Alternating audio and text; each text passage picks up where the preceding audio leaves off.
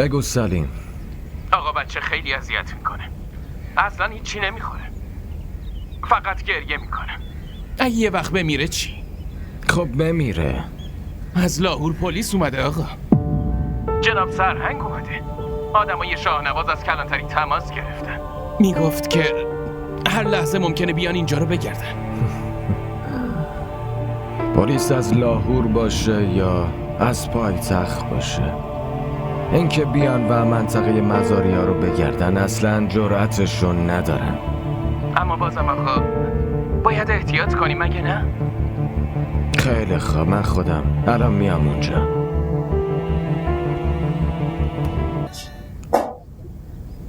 خب پسر، چه گزارشی داری؟ پدر مادر اون بچه اینجا اومدن. خوبه، صداشون بزن.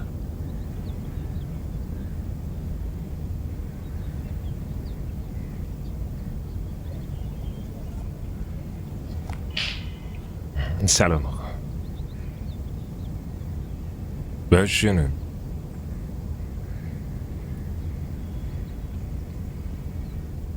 شاهنواز اینا آقا به گفته تو میشینن. بشینید، بشینید.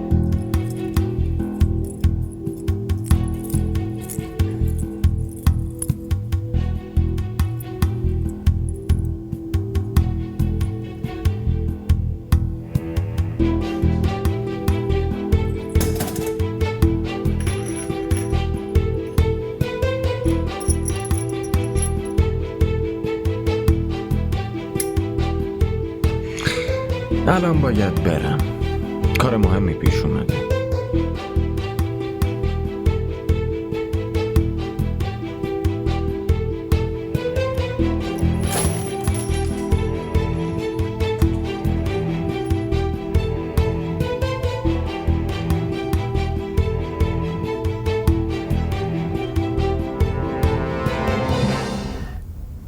بچه شما دزدیده شده؟ راستشه. من بهتون میگم جناب، راستش بچه ما دزدیده نشده، خونه فامیلامون رفته. چکره چی؟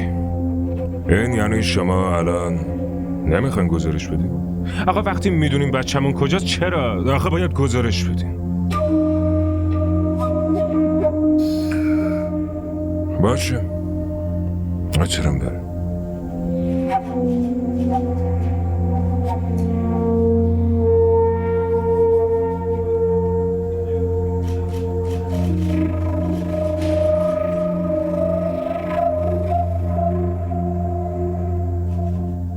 شاهنواز.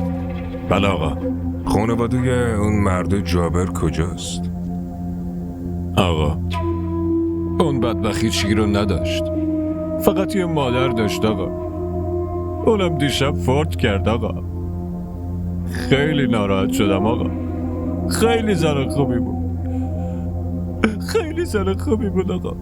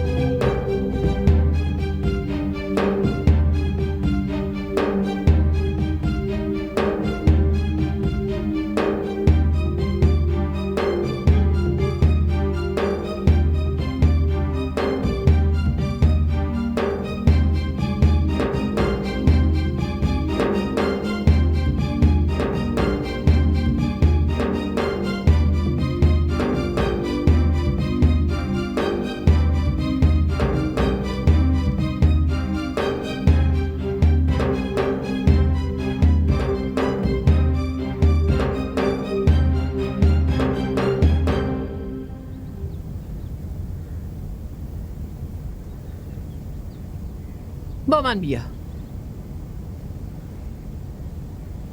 کجا میریم بیبی؟ بهت میگم.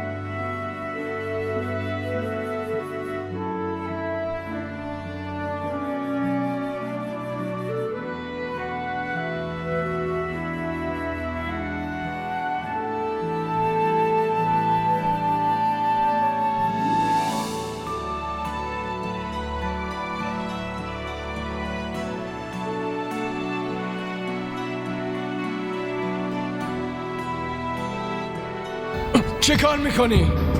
منم میپرسم تو چی کار میکنی؟ آخه به تو چه ربطی داره؟ هان؟ اون زن عقدی منه.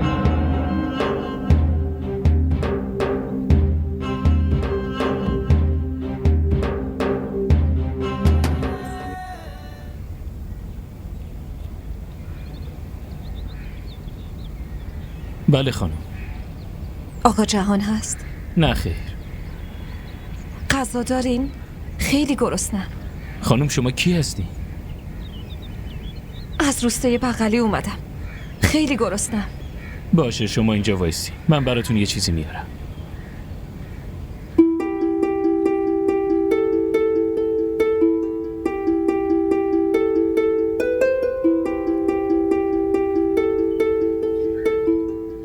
وایسا، تو کی هستی؟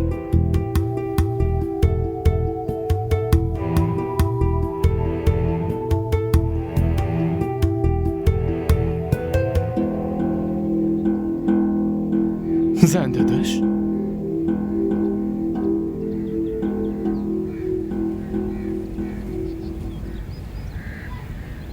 آقا آب.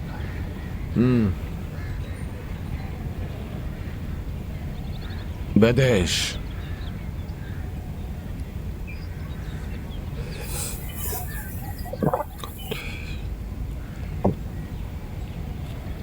چی شده؟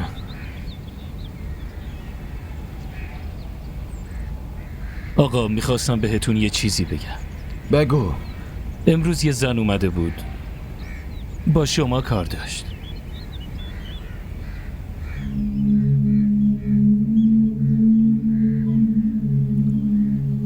که اینطور؟ بعدش؟ آقا اون غذا میخواست، من گفتم منتظر باشه، اما وقتی دوباره برگشتم کنار سلیم وایستاده بود و داشت باهاش حرف میزد.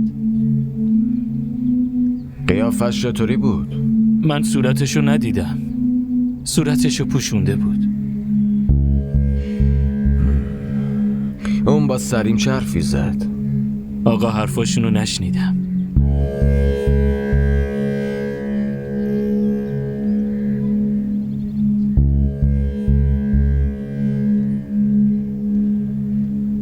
چشماش اینطوری بود؟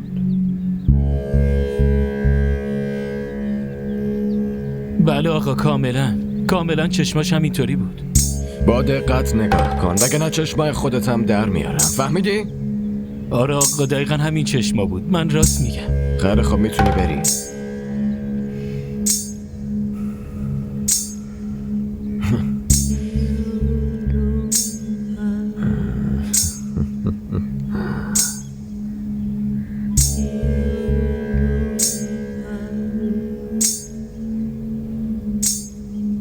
که اینطور با پای خودت به کام مرگ میایره؟ من خیلی مراقب آسیه. خورد و خوراکش، پوشاکش.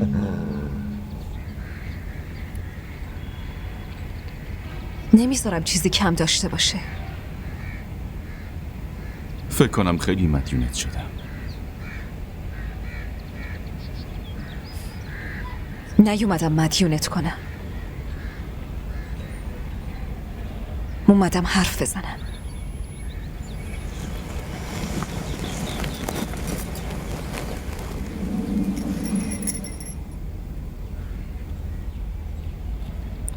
اما ازت یه گله دارم. چی؟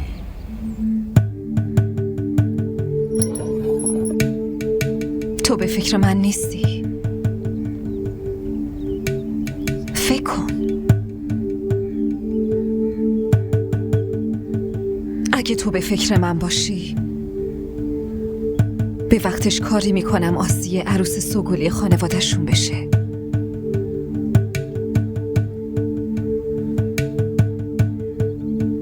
به جونت قسم میخورم.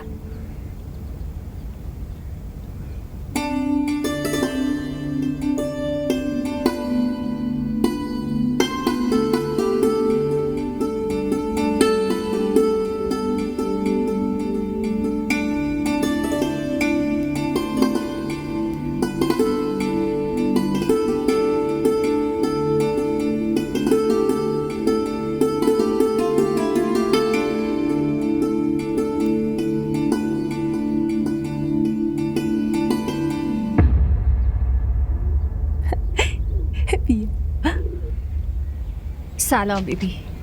سکینه، بله بیبی. تو هم همونی رو میبینی که من میبینم؟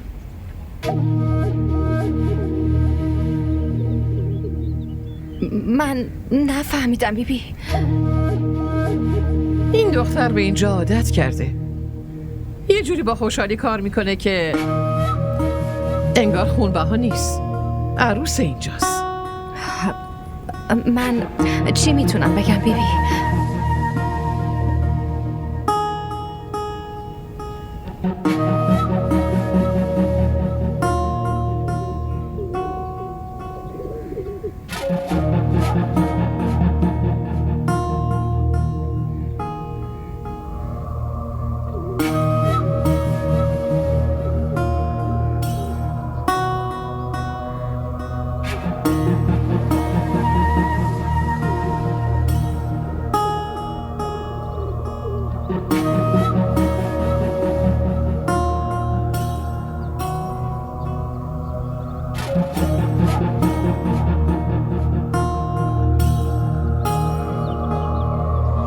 به چی فکر میکنی؟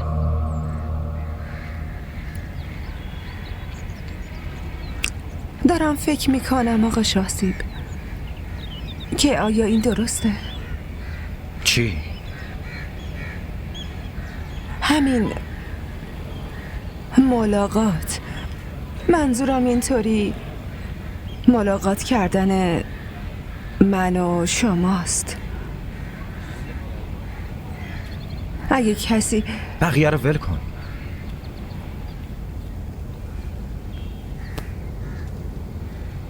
به من بگو حس خودت چیه؟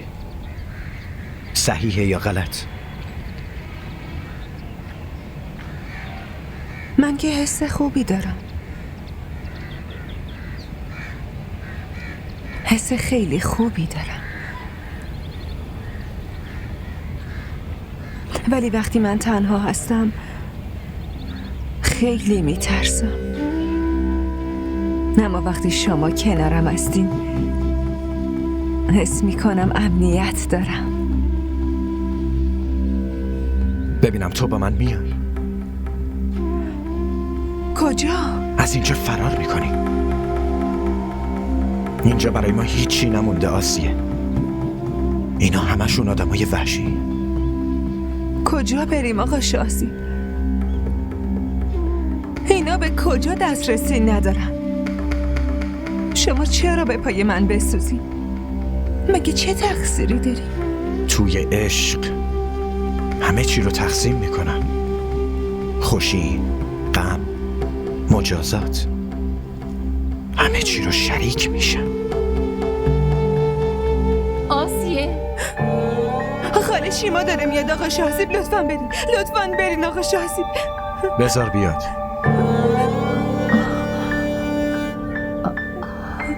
آسیه، آقا جهان صدات میزنه. بهش بگو آسیه نمیاد. بگو شاهزیب گفت. آقا شاهزیب، از اینجا برو. چشم آقا.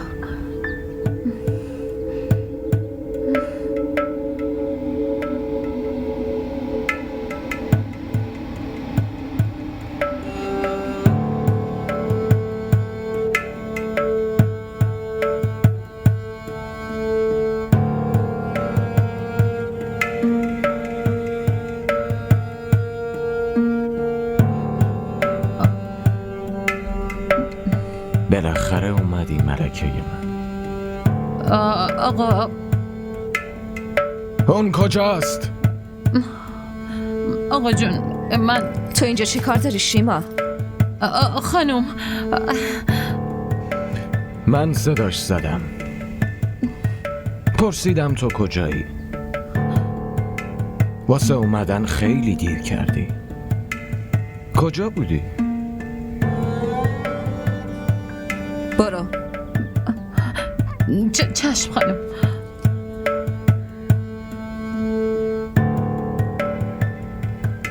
امروز صبح بهت گفتم که میخوام برم خونه مامانم. آها، آره گفته بودی. حالا به هم بگو که هوای اونجا چطوری بود؟ ها؟ مثل همیشه گرم. خیلی دلم برای دستپخت مامان تنگ شده عزیزم. قبلا که زنده هیچ وقت دست خالی نمیذاش برگرد. بیچاره مریضه، همش توی بستره، دیگه نمیتونه آشپزی کنه. منم زحمتش ندادم. آره راست میگی. شنیدم که غذا نخوردی عزیزم. رفتی آمار بگیری تو؟ بدون شما چطوری میخوردم؟ کی بهتون گفته من رفتم آمار در بیارم؟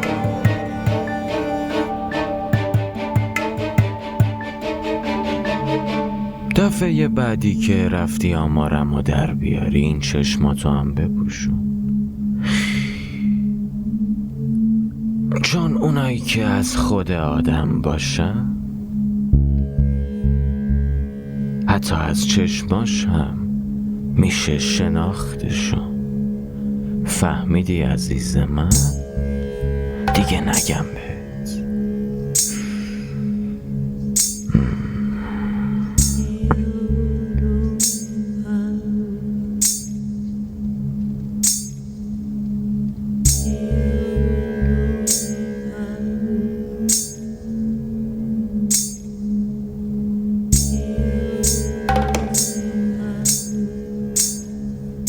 بله آبجی سکینه، منو صدا زدین.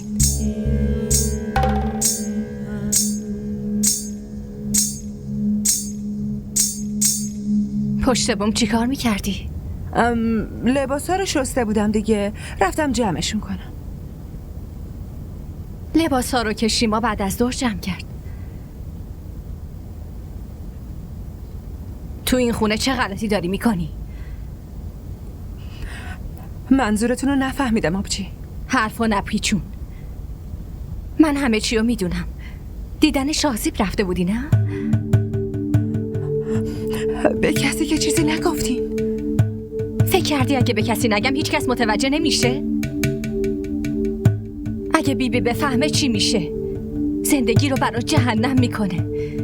نه زندت میذاره آسیه، نه میذاره بمیری.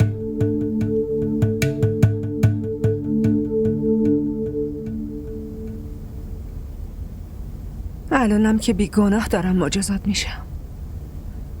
بهتر نیست که گناه کنم و به خاطرش بمیرم؟ تو با جهان زیبخت کردی. من اون عقد و قبول ندارم آبجی سکینه. با قبول نکردن تو چی میشه دختر؟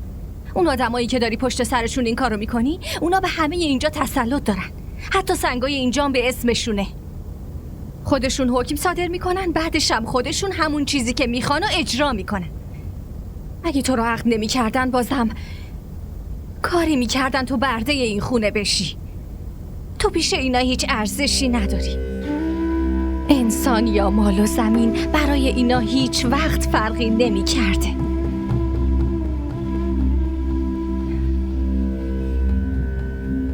نمیدونم داداشت چه نیکی تو این دنیا کرده که تو زنده موندی. نمیدونم تو چه رویایی به سر میبری. 500 نفر توی عروسیم شرکت کرده بودن. بیبی خودش از من استقبال کرد. بچه منو اول اون تو آغوشش گرفت، اما بعدش وقتی کاری برخلاف میلشون کردم با من چی کار کرد؟ جلوی همه گیسوهای منو برید. تقصیر من چی بود؟ چون بهت غذا دادم، دارو دادم، ازت مراقبت کردم. منو ول کن. به اونی فکر کن که دختر واقعیش بود. اون زنده باشه یا بمیره برای بیبی فرقی نمیکنه. تقصیر اونم فقط همین قده که با رضایت خودش ازدواج کرده بود. اما تو زن عقدی پسرش هستی. اینو نمیفهمم. آخه چطور ممکنه که تو بتونی با پسر دیگرش عشق و عاشقی راه بندازی دختر جون؟ یعنی نمیدونی بیبی بفهمه چی کارت میکنه؟ یه جوری سر به لیستت میکنه که نگو که بعد گم شدن جسدت هم پیدا نشه. اگه هم زندت بذاره کاری میکنه هر روز آرزوی مرگ کنی.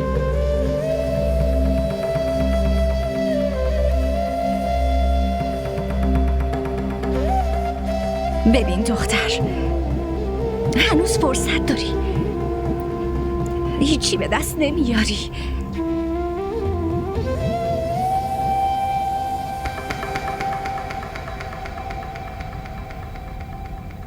شما هم که هیچی به دست نیاوردین آبجی سکینه. شما تونستین داداش مبشر رو فراموش کنین یا هنوزم دوستش دارین؟ گوش کن دیگه، اسم اونو جلوی من نمیاری. اون قاتل شوهرمه، اینه که اصلا فراموش نمیشه. دروغ نگین آبجی سکینه. دست خودتون بپرسین. شما میدونین که داداش مبشرم بیگناهه. منم میدونم که اون هنوز توی دل شما جا داره.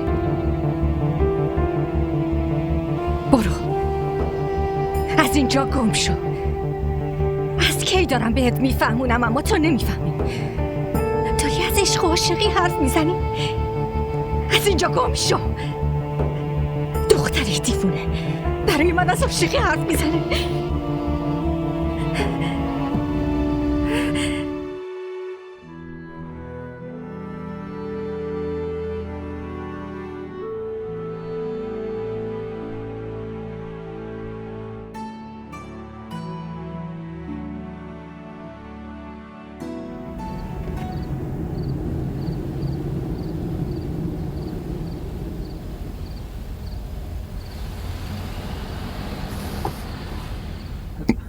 آقا چرا ماشین رو متوقف کردین؟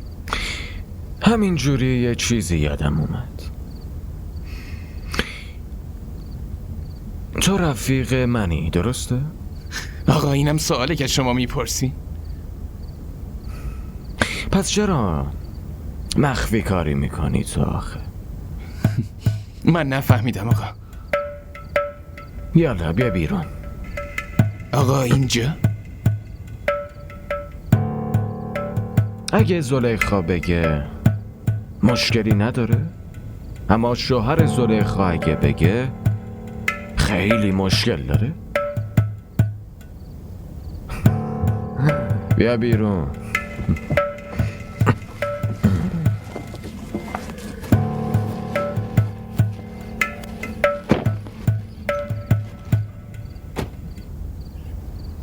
آقا اینجا چه خبره؟ خیلی خوب، اینجا چه خبره؟ جناب افسر پلیس؟ بله آقا. بخون ببینم در مورد سرین چه گزارشی نوشتین شما؟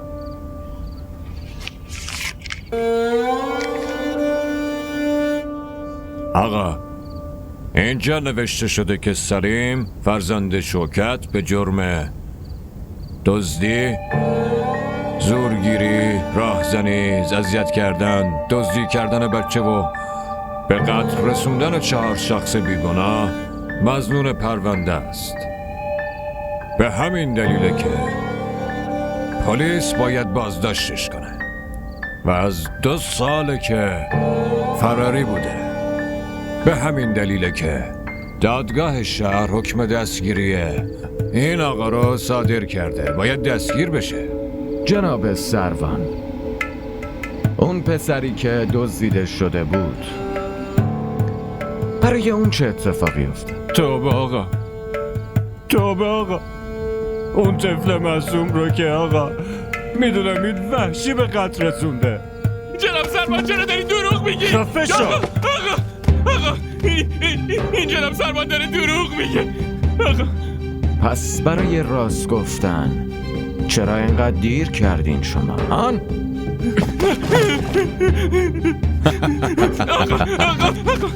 آقا غلط کردم، ببخشید منو ببخشید آقا، غلط کردم آقا، هرچی شما بگین همون کارو میکنم آقا. اگه اینجا بمونی دیگه زنده نمیمونی.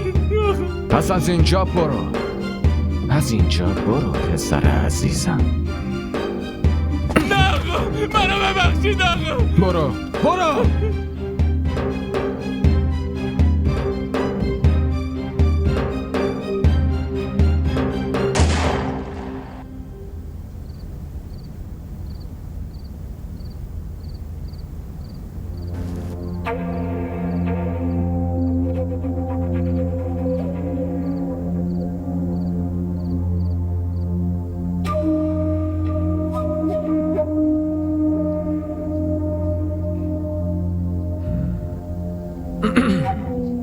بسم الله الرحمن الرحیم.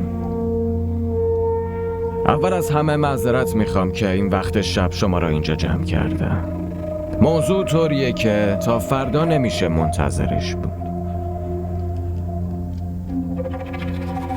چند روزه که رسانه و اخبار علیه من این خبر رو نشر میکنن که من یه بچه‌ای رو دزدیدم. واقعا جای تأسف داره، واقعا میگم، که بدون هیچ مدرکی شما همچین خبری رو باور کردین. جای تأسف داره، اما کاریش نمیشه که شما خودتون بهتر میدونین. تازه ترین خبر امروز اینه که اون مجرم اسمش چی بوده؟ میخوایم به این برسیم. از شما خواهش میکنم شما بگین لطفا. سلیم. اون مجرم سلیم که بچه رو دزدیده بود خیلی جرایم دیگه ای توی پروندهش داشته. پلیس امروز عصر مخفیگاهش رو پیدا کرده بود. 4 طرفش رو محاصره کردن و وقتی گفتن خودش رو تسلیم بکنه، پس مجرم سلیم شروع به شلیک کردن به سمت پلیسا کرد و توی تیراندازی پلیسا مجرم سلیم کشته شده.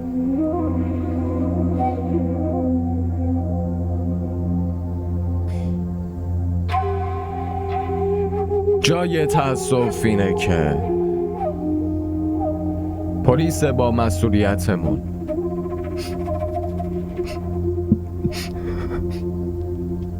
اون طفل معصوم 8 ساله رو نتونه زنده پیدا بکنه. مجرم سلیم اون بچه رو 2 روز پیش به قتل رسونده بود. جسد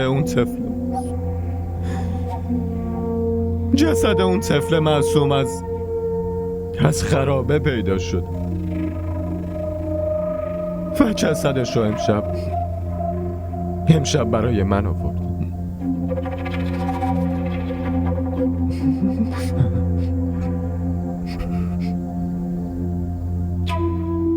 منم امشب باید جسدش رو برای خانواده‌اش بفرستم. فقط افسوس میخورم که کاش مجرم سلیم زنده می بود.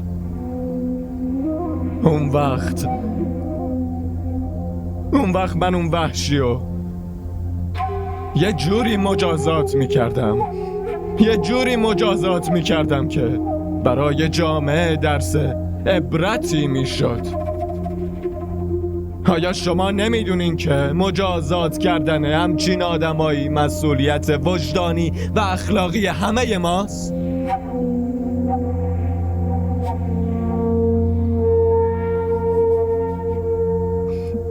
اون بچه 8 ساله من پیش مادر و پدرش با چه روی برم آخه؟ هرچند که میگن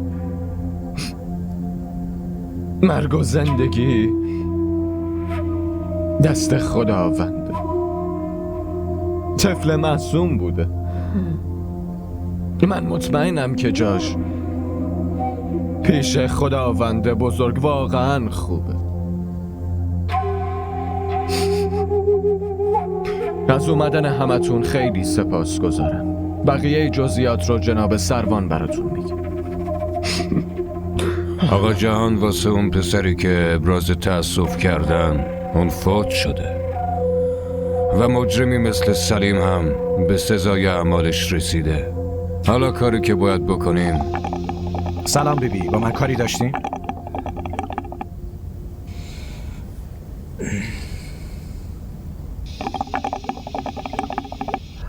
امروز اشرف زنگ زده بود. میخواد فردا بیاد. خب سمیرا نامزدته. میخواد نامزدی تو رسمی کنه. یه لحظه سمیرا نامزد منه؟ کی این تصمیم رو گرفته و کی؟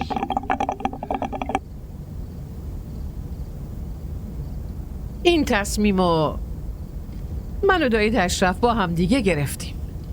بدون پرسیدن از من؟ من توی تصمیمام از کس دیگه ای مشورت نمیخوام. بعدشم من به این فکر بودم که تو حتما یادته. آره یادمه. شاید شما یادتون نیست که تصمیماتتون زندگی رو نمیسازه بلکه خرابش میکنه. در ضمن ببخشید بیبی، من توی شورای شما وای نستادم که شما بدون شنیدن از من تصمیمی برخلاف میل من بگیرین و همینجوری برین. منم تصمیمو قبول کنم. نه خیر بیبی، نه خیر. من این وصلت رو قبول ندارم.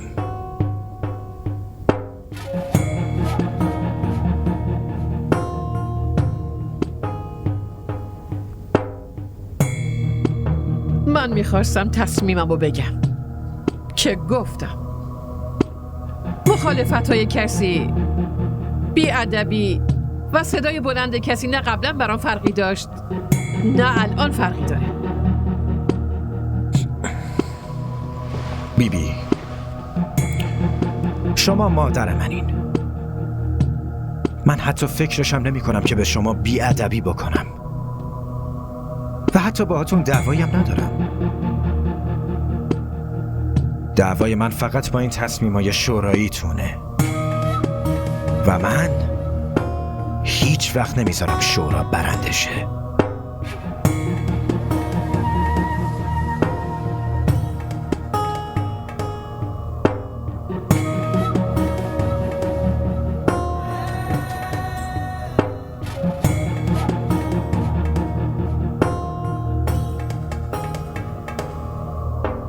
چرا اینجوری نگاه میکنی؟ کوثر کجاست؟ همین دور و اطراف خونه است. خیلی خوب. پس خبرای امروز رو خودم بهت میگم. چی میگن بهش؟ خبر تازه؟ خبر اول؟ سلیم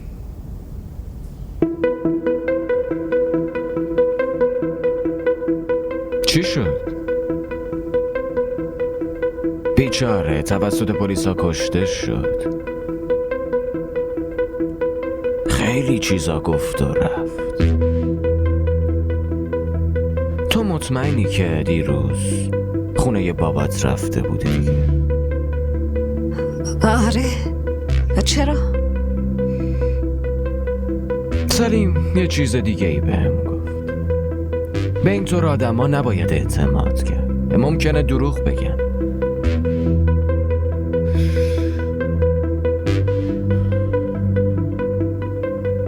میگن که قبل از مرگ آدم ها راستگو میشن. واقعا راستگو. اون راجب من چی بهتون گفته؟ این که محل کارم رفته بود.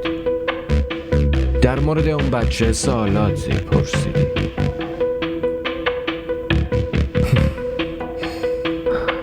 امروز خواهرتو دیدم.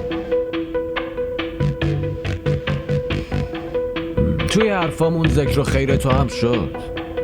میگفت که خونه نرفتی. خیلی وقته که تو رو ندیده بود.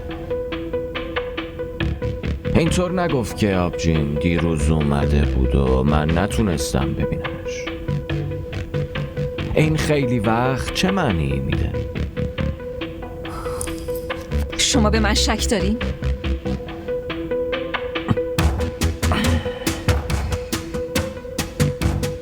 نه،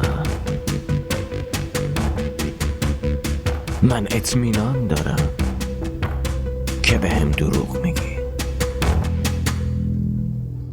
زن داداشت میگه با این کارا هیچی به دست نمیاری. و تو چی فکر میکنی؟ چیزی به دست میاری؟ هیچ وقت بهش فکر نکردم. یه وقتایی رو که با شما میگذرونم، بقیه وقتامم با فکر کردن به اون زمان میگذرونم. هیچ وقت فکر نکردم که تو ملاقات بعدیمون چه حرفی بزنیم. آسیه به هم بگو تا حالا راجع به ازدواج فکر کردی؟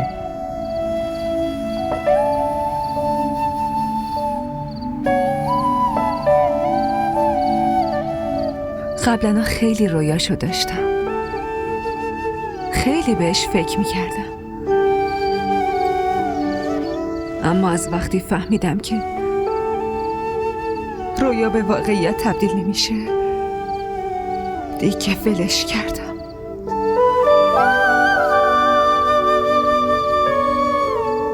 دوباره رویا دیدن رو شروع کن آسیه.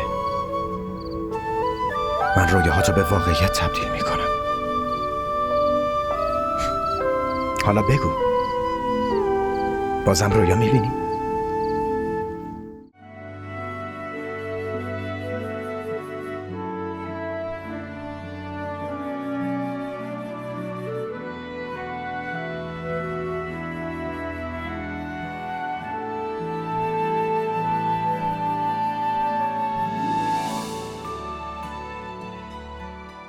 DDTV ارائه کننده بزرگترین سریال های درامای ترکی، کره‌ای، پاکستانی دوبله شده به فارسی می باشد. لطفاً سابسکرایب کنید و عضوی از خانواده ما شوید.